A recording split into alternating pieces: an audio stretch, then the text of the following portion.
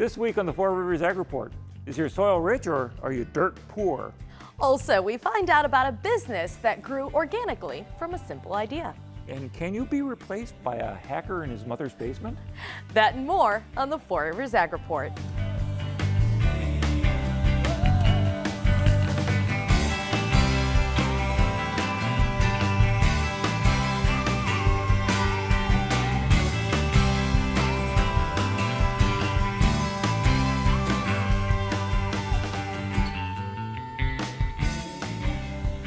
Welcome to the Four Rivers Ag Report. I'm Monica Becker. And I'm Fred Peralta. Monica, there are a million and one sayings about not appreciating what you have in life. Like, you always hurt the one you love, or you don't know what you got until it's gone. How about you treat someone like dirt? Well, yes. The point is that it's easy to forget how blessed you are to have someone or something in your life. Sometimes it's easier to focus on the things that are causing you immediate problems. And this may be the case with your land. It's not going anyplace, so you concentrate on the here and now of getting things done. Well, this week's show, we're going to check up on the latest programs and finding on what you can do to keep your land out of the muck and keep you in pay dirt. And with me today is Jamie Jones of the NRCS of the USDA, and she's located out of Monticello, and you're a soil conservationist, right? Right. Okay, so perhaps you can answer this question. What is organic farming? Organic farming, some people have their own opinions on different ways to say how organic farming goes. I like to say it's a more biological, mechanical control as opposed to chemical control. Some would define it as more sustainable ag because you're not only doing what's good for you and farm and profit, but also what's good for the soil and your resources. So organic farming would be no-till farming? Is that it? It could be. That could be a practice that you use in organic farming. Maybe some other things, cover crops, maybe a longer crop rotation as opposed to 2 crops. You may have 3 to 5 to 7 crop rotation. Really? Maybe on a more conventional scale, corn, soybeans, hay, sunflower, things like that. And a smaller produce, it could be any number of vegetables that you use to rotate and things like that, making the crops and soil work for themselves. So, yeah, okay, so making sure the crops, you don't plant the same thing year after year after year and deplete the soil of a certain type of nutrient, right? Right, and at the same time using other crops to feed the soil, and not just nutrients in the soil, but also pests and things that would attack your crops. So organic farming would also include natural pest control, is that right? It could, yes, very much so, since you're not going to be using chemicals to control your pests for the most part, unless it's organic chemicals, some use those. But yes, you're wanting to use natural practices, so whether, like if it's a produce farm, what they say, good old on your hands and knees weeding the garden, or just using different crops to plant between your existing crops to help choke out weeds, and also kind of companion crops that will help your main cash crop flourish. So, okay, so it's protecting, treating the soil kindly, replenishing the soil naturally. What about the biome that is our farm field? What else we want to protect if we're going to be organic farming?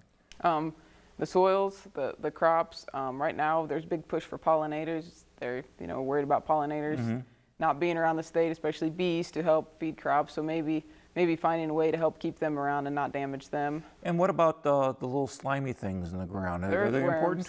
Yes, they're very important for soil health, for not only maintaining soil structure, so you don't have a big compact soil layer.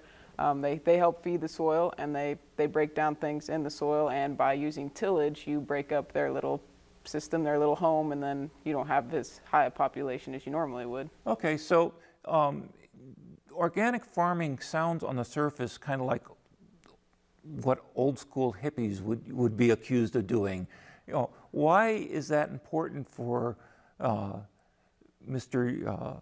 Farm Cap to think about? Well, it's important for not only now, for improving your soil health now, but for the future, for your kids, grandkids down the road. You don't want to deplete the soil, so we're on some of the most fertile soil in the world right here. So you want to maintain that and keep that soil healthy, so you have it for other generations, and so it can feed itself, and we don't always have to depend on other means of feeding our own soil. The soil and the plants that we were given should be able to maintain and build the soil. And you don't have to be a hippie to be an organic farmer. I know plenty of clean-cut farmers who are running 2,000-acre operations of solely organic crops and livestock. So that's a big farm. 2,000 acres That is is a big you know, farm, yes. and they're doing it organically. So, isn't there a drop off in production, and land is expensive? How can you justify going organic when you have to make bank payments?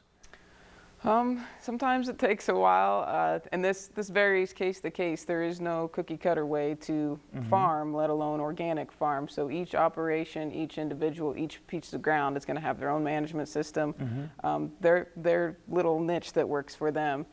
So as far as expensive and everything goes, you're going to have it. With organic, sometimes the argument is, I don't have as high yields, therefore I can't cut it. So that's not always the case, just depending on what your crop is and what you're doing. Also, there's a different market for organic crops, which is sometimes, a higher rate.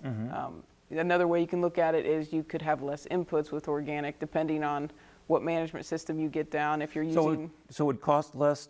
Oh, you're not spending as much on fertilizer and pesticides and those sorts of things. Which you're not going to have those things, but you're going to have higher management. It's going to be more intense management because you're going to use crops, plants, and mechanical ways to control these pests and problems, when usually you'd be using more passes in the field with chemicals, fertilizers, things like that. So, okay, so it's not necessarily easier, it's just different. yes, it's different. Now, the NCRS is, they're administering several different types of programs. It's not digital, it's not all or nothing. There are several different ways farmers can get involved in maintaining field health. Why don't you talk about some of those? Okay, I'll start with what programs we have to offer organic producers, which would be the EQIP program, Environmental Quality Incentives Program. That's what I like to call a fix-it program. So it addresses resource concerns. If you have a problem, for example, a wash in a field, or also known as a resource concern, EQIP is going to fix that problem. Like, give me an example. All right, well, let's say most people, after all the heavy rainfall we've had this year, they have just a wash in one of their fields, or maybe they're losing a bunch of topsoil on a certain part of their field. We would come out and look at that and say that you have a resource concern, your erosion. So then we would find practices to help fix the problem or address the resource concern, whether it be use of cover crops so that soil doesn't sit idle over the fall, maybe a grass waterway, a basin, a terrace. It's going to be kind of like I said earlier, it's going to be case by case, situation by situation. So with EQIP, the funding they have for that would be a flat rate on a practice. So if it is a grass waterway that is prescribed, it would be the cost per unit, a flat rate per unit, so per acre of that waterway, to implement that on your field, just to help cover the costs. Through EQIP, there's also an organic initiative, which is for people who are already certified organic or wishing to transition to be organic. So within the big EQIP pool of money, we have a separate pool just for organic producers. Also, for some of the smaller produce producers, we have seasonal high tunnel initiative, which that's a big kick right now. So that's a separate pool of money. So that way, say your organic producers or people who just want a seasonal high tunnel don't have to compete against everybody else in the nation. They have their own people that they're competing against. So high tunnels is a good part of an organic type farm. I figured that was just for getting vegetables growing faster. And you don't have to be an organic producer to get that. You can, through the organic initiative, apply for the seasonal high tunnel, or solely just through the seasonal high tunnel initiative. It could be anybody to apply for that. But yeah, it's for, I would say, more for produce. I wouldn't see many people using it over their corn and soafbeans. That'd be a heck of a high tunnel, wouldn't it? So it'd be mostly for smaller producers. Okay, so you have EPIC. What's another program? After EQIP, there's CSP. Excuse me, EQIP. Yeah, there's a CSP, Conservation Stewardship Program, which is a program for producers who already feel like they're doing a good job with their farm. They're being good stewards of the land, but maybe they want to do a little more. So CSP provides funding based on how well or how good of a steward you're being. Okay. Based on a point system, it's you fill out. There's several meetings and filling out information, and then that will award your application a point. Okay, so if you already practice no-till and you already Like that. you have a good grass stream going through your or adjacent to your property that protects against erosion, you may already be doing a lot of things that you could get credit for? Right, yes. So you'd be being rewarded for the good work that you're already doing. Oh. So then, in addition to that, you can also sign up to maybe do a few other practices to make your farm that much better. So it could be maybe reduce spray nozzles. So maybe VRT, variable rate technology, and applying your chemicals.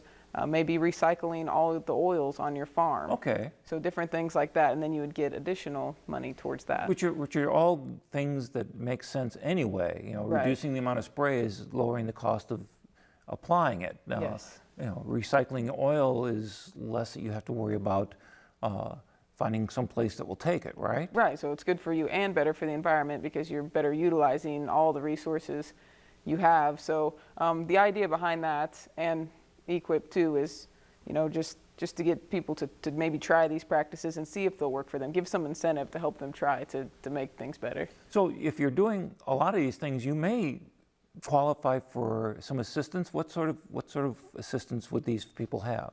Well, through the EQIP and CSP, like I said, it was certain payment per unit. For Conservation Reserve Program, which is a program I haven't mentioned yet. We're getting there. That's administered by the Farm Service Agency, and that is you get it's a practice. So I'm going to use grass waterway as an example again, because that's something everybody sees everywhere. Right. So that's also, you get paid a certain percentage to build and install the practice, and then after that you get an annual rental payment for the length of the contract, usually 10 to 15 years, an annual rental payment based on soil type. Okay, so if you're, so let's talk about the CRP program, because that's a program that I've heard is now open for registration. So this is a program that is it time sensitive? Is that right? They usually have, CRP has windows of when you can apply for CRP, which is always announced. So it's now through June 11th, I believe. Now, unlike EQIP and CSP, you can go to your local NRCS office and apply anytime, any hour, any day. There is Whenever you feel like it. Yes, whenever you feel like it. Whenever you think you're interested, you just go talk to your local district conservationist or field office and apply for EQIP or CSP. Okay, so what is CRP? What does that entitle? There's many different practices. The same with CSP and EQIP. That's why I always say just go to your office, because it depends what your operation needs. Right. But some of the things I like to talk about a lot would be, you know, the organic initiatives through CRP and things like that, maybe pollinator habitats, since we're worried about those depleting. Absolutely.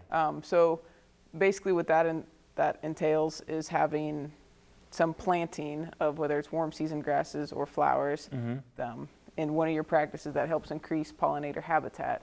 So what NRCS strives to do is they want to have at least 3 blooming flowers in your rotation for both early, mid, and late season. That way you always have at least 3 things blooming, and that's more attractive and appealing to all your pollinators. Okay, so you don't have to technically be a beekeeper on your farm, but you can provide sustenance for the bees. Well, you could be an orchard or even corn farm. I mean, we all need pollinators. So if you had pollinator habitat, say a border around your field, I mean, for pollinators, that's benefiting you, maybe benefiting your neighbor, and definitely benefiting the pollinators. Well, that's something I didn't think about. What other things are in CRP that may not be a lot of effort for a farmer to participate in? Sometimes grass filter strips, which if you have a ditch running along your field and you notice that part of your field keeps sloughing off, you can get a filter strip, which is basically a grass buffer around your crop field. So that's going to not only hold down your soil, but also any runoff you may have from your field. It's going to let the chemicals and everything settle in that strip. 3 or 4 feet of grass is not going to cost you that much in yield, and yet protect your farmland, right? Right, and it's usually a lot more than 3 or 4 feet.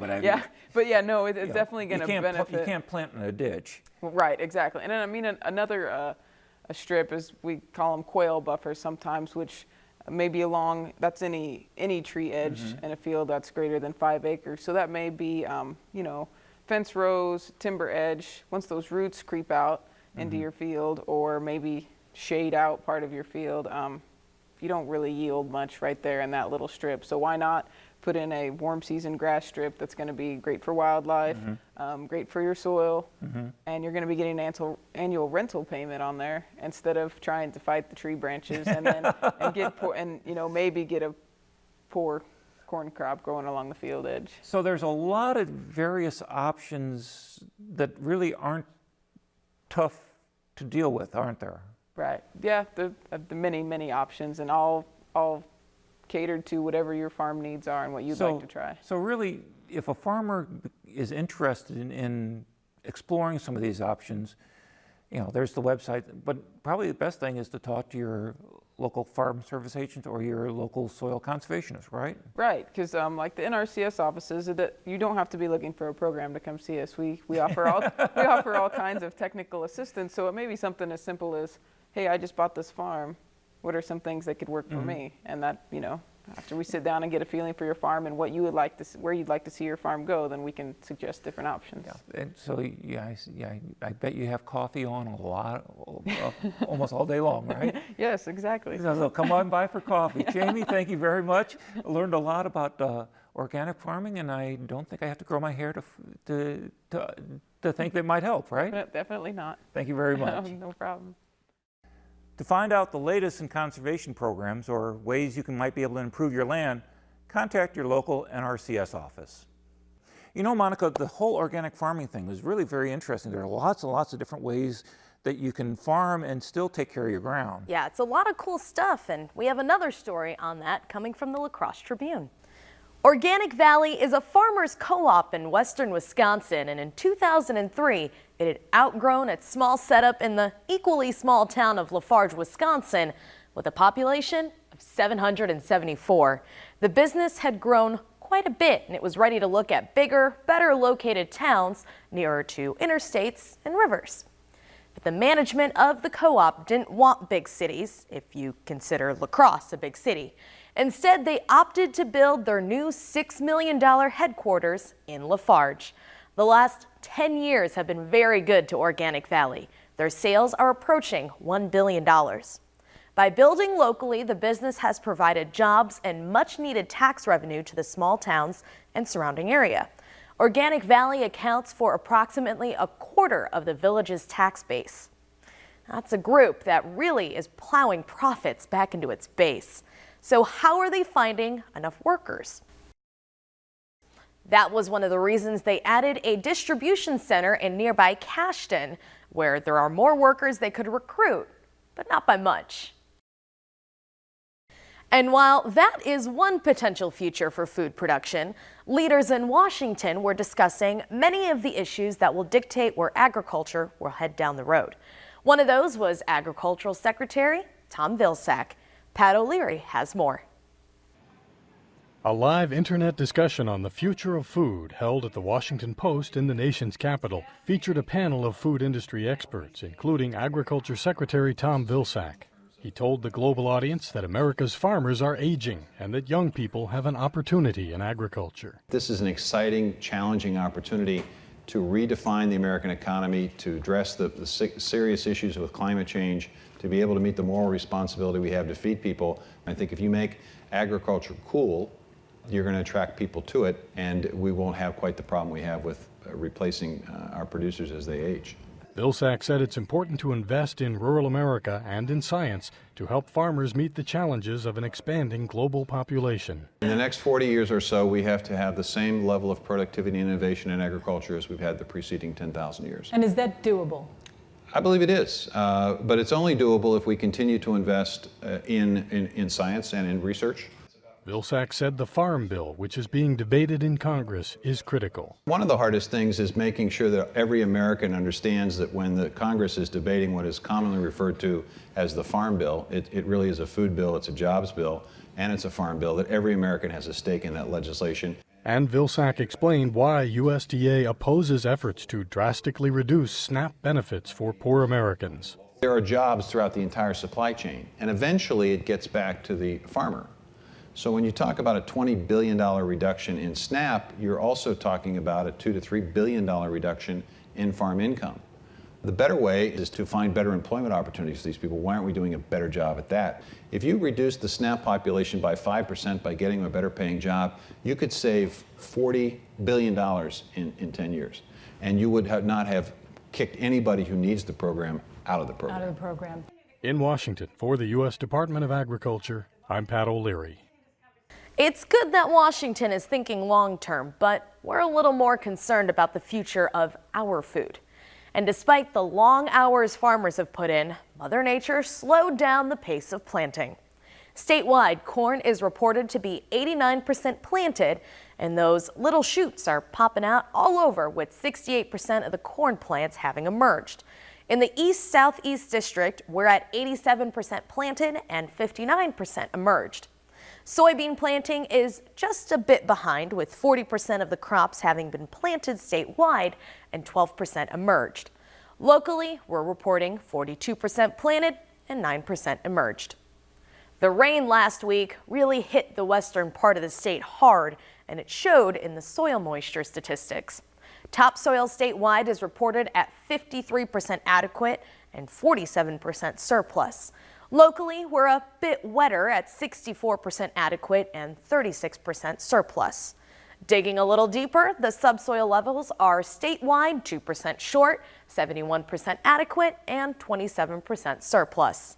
In our area, we're at 74% adequate and 26% surplus. Now, what would be better than having the farmland bubble burst? How about a small leak? The Federal Reserve Bank of St. Louis has been observing increasing farmland values in the 5-state area. However, this quarter, the bank reports a small decrease in values relative to the past several quarters, down 2.3%.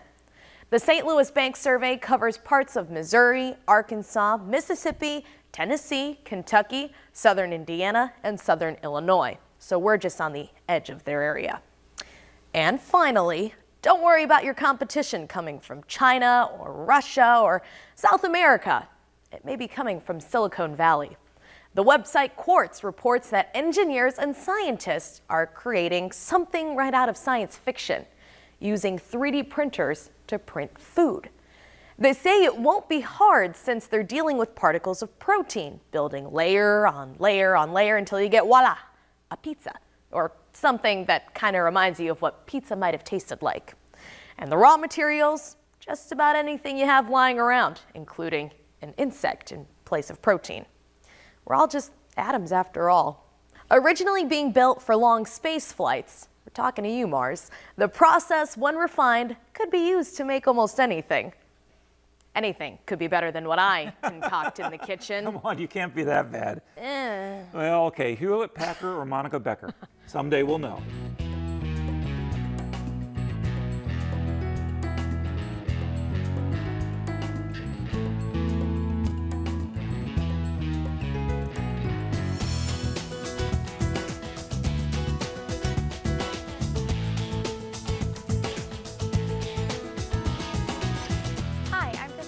With your Inside Extension. The 4-H Moultrie-Douglas program will be providing polarium typhoid testing to 4-H members, FFA members, and members of the general public on June 8th from 9 until 10 a.m. at the Moultrie-Douglas Extension Center. The polarium typhoid test is a requirement for all poultry to be shown in the state of Illinois. All entries in a show or exhibition shall have originated from a U.S. polarium typhoid clean or equivalent hatchery or flock, or have a negative polarium typhoid test within 90 days prior to exhibition. There will be a $5 fee per family for this testing. And don't forget, we are now on Twitter. Follow us at UIEXT19 to receive updates on agriculture, master gardeners, family life, 4-H and youth, and more. In addition, we have created a new Twitter account just for ag updates. We'll be tweeting pertinent and timely crop information. Follow us at UIEXT19AG. If you are interested in receiving our tweets as text, go to our website for instructions. As long as you have a data plan that includes text, these texts are free. Receiving our tweets as text will ensure you are receiving pertinent information in a timely manner. As always, like us on Facebook and visit our website to stay up to date on all of our programming. From U of I Extension serving Coles, Cumberland, Moultrie, Douglas, and Shelby counties, this has been Jessica Killo with your Inside Extension.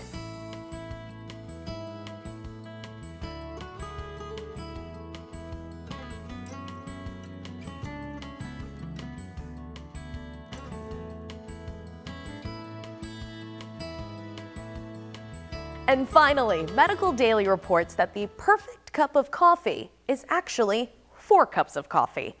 Research has shown that at 4 cups, you get enough of the good chemicals to do all the good stuff, like lower risk of heart disease and diabetes, and help with the weight loss. More than 4 cups, the bad stuff happens, increasing weight gain and that awful caffeine thing. But less than 4 cups, you miss out on all the really good gossip at the coffee shop. Life is hard, Fred. Life is hard. Well, that's it for this week. Work hard, be safe, and enjoy the beautiful sunsets. I'm Fred Peralta. And I'm Monica Becker. Thanks for watching the Four Rivers Ag Report.